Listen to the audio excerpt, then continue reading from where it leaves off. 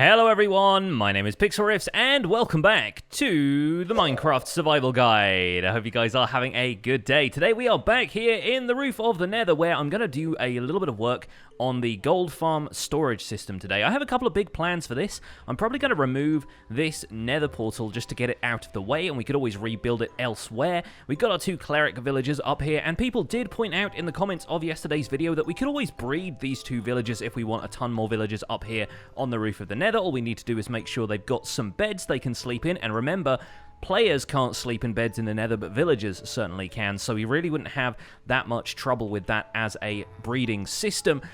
We could always do that. We're not going to worry too much about that today, though. Today, I'm going to focus a little bit more on transport, because you guys have seen me put together a storage system, and there are going to be a couple of unique things about this one which I will highlight, but it's not going to be the focus of the episode. Instead, we're going to work out how to get a more consistent player elevator up here to the roof of the Nether. One that's going to be faster than climbing scaffolding or climbing ladders, because in Java Edition at least, both of these tasks are not particularly fast. And while I can descend down this ladder with my elytra engaged, and that makes things a little bit faster, it's still kind of slow to get up here on a ladder, and occasionally I'll just drop down from the ladder and use fireworks to get myself up there, but that ends up being a waste of fireworks when there are faster, or if not necessarily faster, then at least more resource-efficient ways of getting up here into the Nether roof. So today we're going to look at something that has been a part of Minecraft play for a while, but tends to often get overlooked when it comes to vertical transport, and that is a minecart elevator.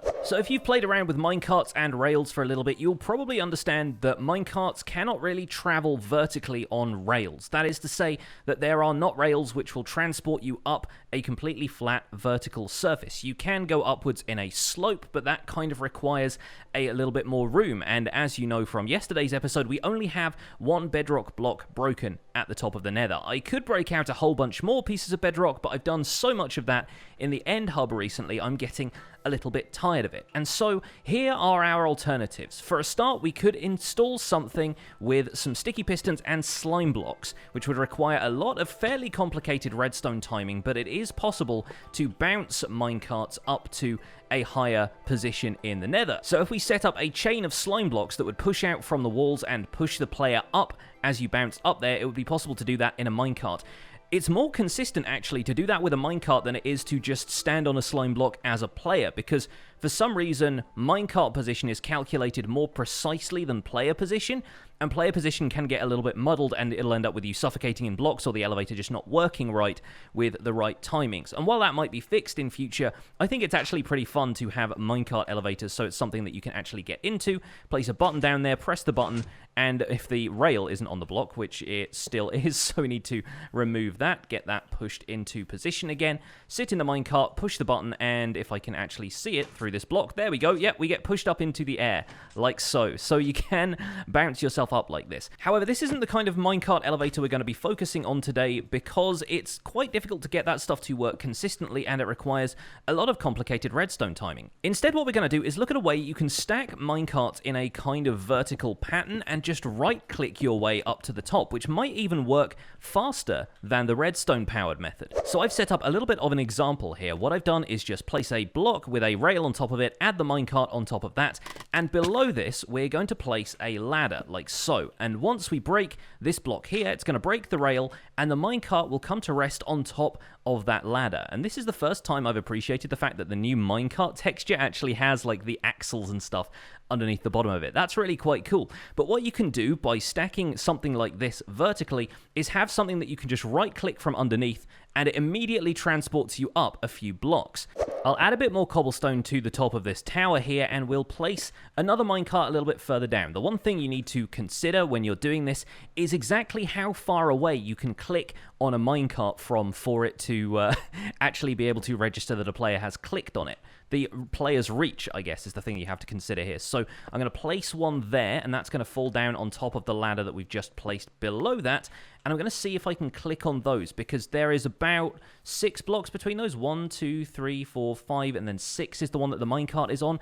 I believe that is going to be outside of the player's reach. The player can reach a maximum of 5 blocks. So we're going to have to bring a ladder down one here, and hopefully we can take out that ladder above. Yes, there we go. And now that still isn't reachable. So we actually actually had to bring it down a block further than that and make sure that there is 1, 2, 3. That block is the one that the ladder is on, and then 4 is the one that we can click on the minecart. So each time we go up, we leave 1 block, 2 blocks, then the ladder, and then the minecart is on top of that. But what this provides is a really slick method of vertical travel that's actually quite fast. It just relies on how fast you can right-click on the minecarts as you travel up through them.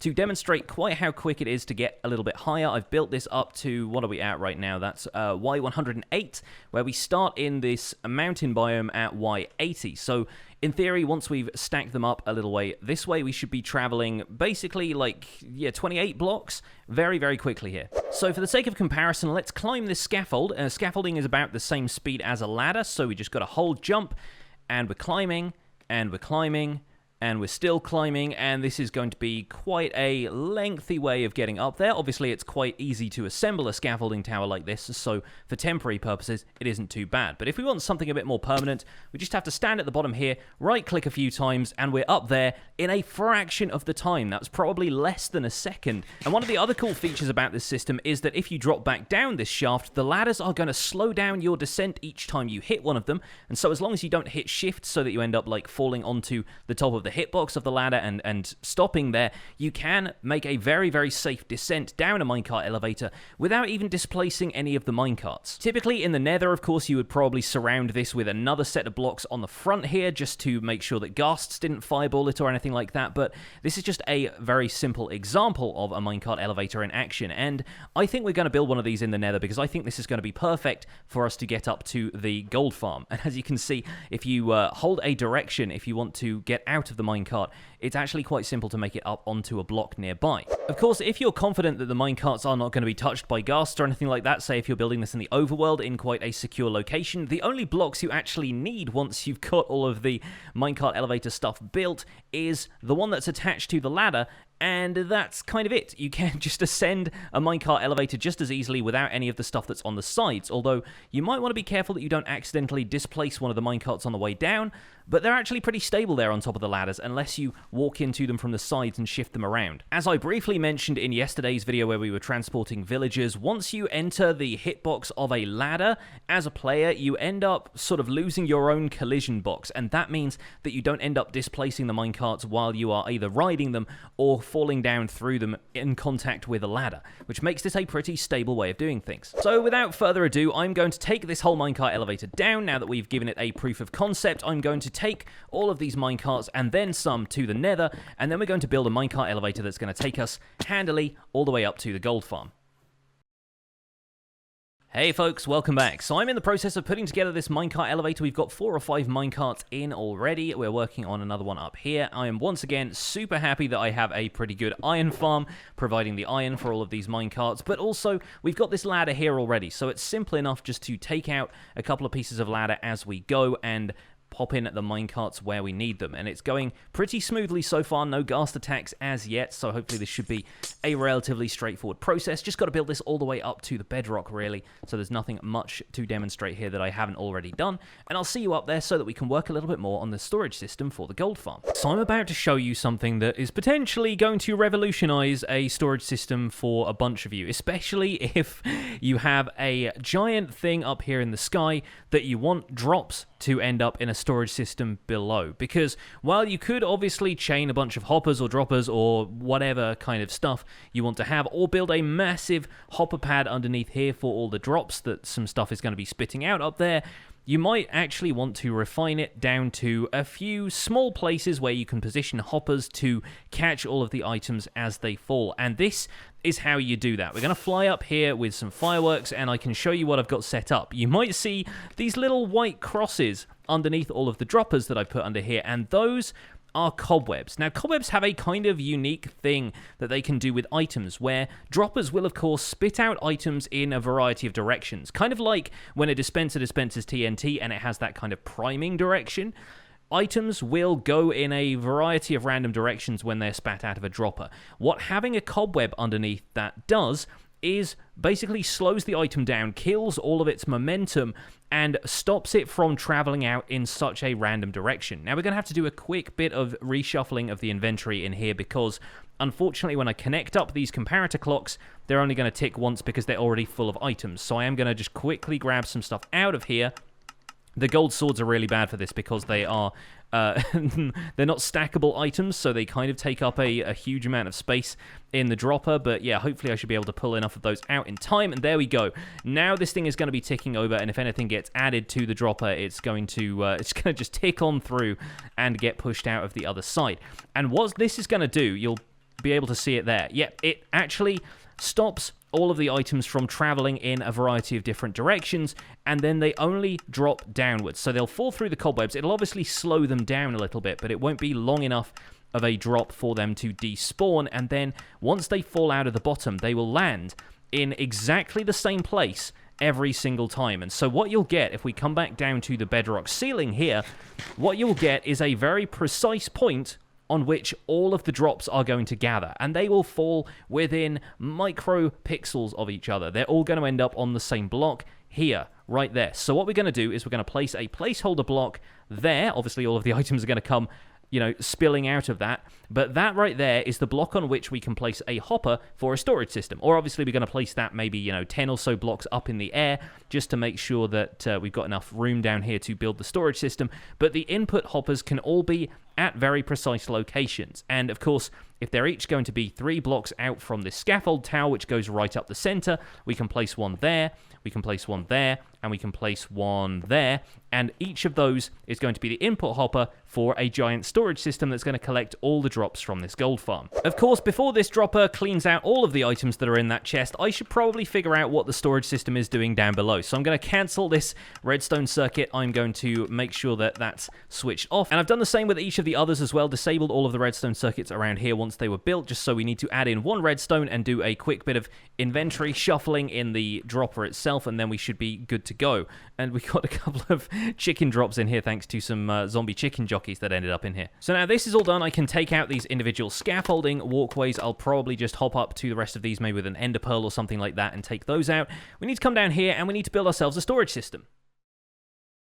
Okay, folks, and here we go. So I have set up a little bit of a storage system here. It's partly a storage system and partly a smelting system, because by far the majority of stuff produced by this gold farm is rotten flesh and gold swords, because we're using looting when we attack the pigmen. Sometimes we end up getting a lot of swords through the system. We'll also get a fair amount of gold nuggets, but gold swords can of course be smelted, and they can be smelted doubly fast by using blast furnaces. So finally, a use for blast furnaces that actually makes sense. What I've got set up here is a set of item filters that filter out the 5 things we can expect to get from this farm that are not gold swords. And you might be thinking, wait, 5? Surely zombie pigmen don't have that many drops. And they don't. We have rotten flesh, we have gold nuggets, which are probably, yeah, I've got a filter set up here for gold nuggets, gold ingots, chicken, and feathers, because occasionally a zombie chicken jockey will end up in the system. And that is kind of a key to making sure this whole system does not break, because occasionally you can end up with chickens and feathers gumming up the works, making sure that other stuff can't filter on through. So anything that is not one of those 5 drops is going to be a gold sword, and that's going to end up in this chest at the end here, which is acting as a kind of storage buffer, because you can only fit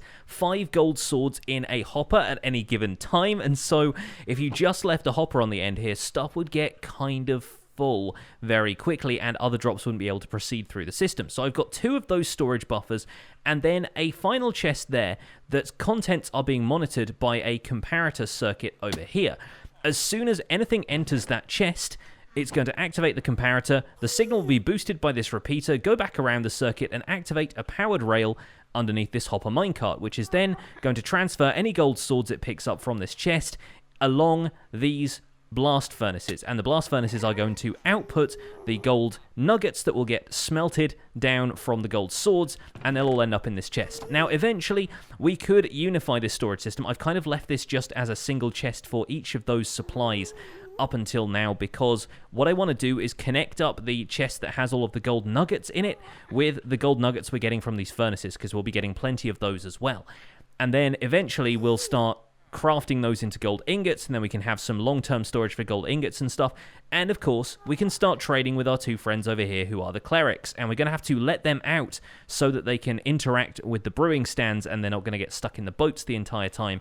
But we can set up little trading cells for them later. The main thing I'm worried about today is getting this whole system running, and if I am correct, it should all be in position. This hopper here at the start of the storage system is the one that's directly under that dropper there. And of course, this hopper here, and the other hopper on the end of that arm there are the other ones. I've only ended up making 2 storage setups for this, and you could condense it all down into one, but that means a lot of items flowing through these hoppers. So I thought I would hedge my bets here and create 2 storage systems separate from each other. Of course, those could be combined in much the same way. We're going to combine the gold ingots coming out of, or the gold nuggets rather, coming out of that chest there. So the last thing we need to do is head up to the farm itself, switch on each of the dropper circuits at the back of here to make sure that we can have all of the items drop down into the collection mechanism, and let's see how well this works. So a little bit of redstone dust in here and a quick scramble to get all of the stuff out of this chest. Yeah, that's not going to go super well right away. The golden swords once again are going up everything, but we'll put the rotten flesh in there, and hopefully that should give us enough time to pull all of this stuff out.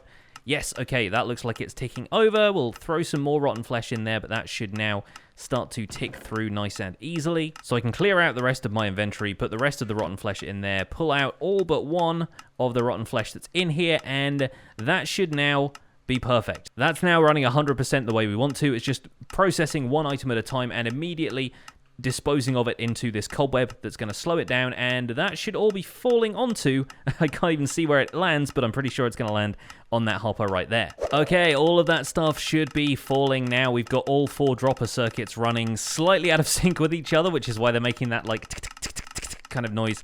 But we should head down here to check that everything is running through the system okay. I don't have a great deal of fuel in the blast furnaces is my only concern. I've only got sticks and a little bit of coal in there right now, so we're going to have to work on some sort of fuel source for those, maybe blaze rods or something like that.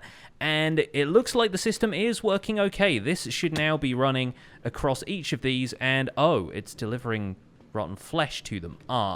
Maybe this filter system has not worked out quite as I planned then. That is an unforeseen consequence, because each time it drops a rotten flesh from there, it's actually dropping a whole bunch at once, because in the cobwebs the items are stacking up and collecting together. So we may need a larger amount of item filter space for the rotten flesh if that's the case, because yeah, it's going to transfer directly to the next set of item hoppers pretty quickly, and it looks like the items are maybe even getting all the way down to the end there before they can get filtered out by this system. So now it's worked through most of the rotten flesh. We are getting a few gold swords into the system, and every time it returns to that chest, it's refilling with gold swords, which is what it should be doing in the first place. We are going to have to figure out the problem there with the rotten flesh getting through the system, but don't worry, I think we can do that. I think we should be able to work that out. And ultimately what we end up with is a pretty tidy selection of gold nuggets over here. So yeah, I think I might give this another go off camera, because it wasn't meant to be the focus of this episode anyway, and yeah, we should probably do something about all of the rotten flesh coming through. And I will walk you guys through this whole system once it is working the way I expect it to, but right now all of the rotten flesh going up the works here is not going to be ideal. At the very least, I can trade it with these guys and get myself a handful of emeralds and get them working their way up the profession tree. And the best thing about these guys is they're actually villagers from 1.14.4, so they will actually trade with you a bunch more times. They'll trade 16 times instead of 8 times before their trade locks up, which is great because it means I can do a bunch more trading of all of this rotten flesh, and 32 is the perfect amount to be trading away a stack of rotten flesh, because you're never going to get any single bits of rotten flesh left over. And there's the gold trade. That's the other one we want. 3 gold ingots for an emerald. Perfect. That's going to work out super well. But like I said, I'm going to make a few more refinements to this system off camera to make sure that we aren't getting this problem in the system. And then hopefully we'll be able to come back and recap what I've done to the system tomorrow when it's working a little bit better. But that is going to be it for this episode of the Minecraft Survival Guide. Thank you folks so much for watching. Don't forget to leave a like on the episode if you enjoyed it. Subscribe if you want to see more. And I'll see you guys soon. Take care. Bye for now.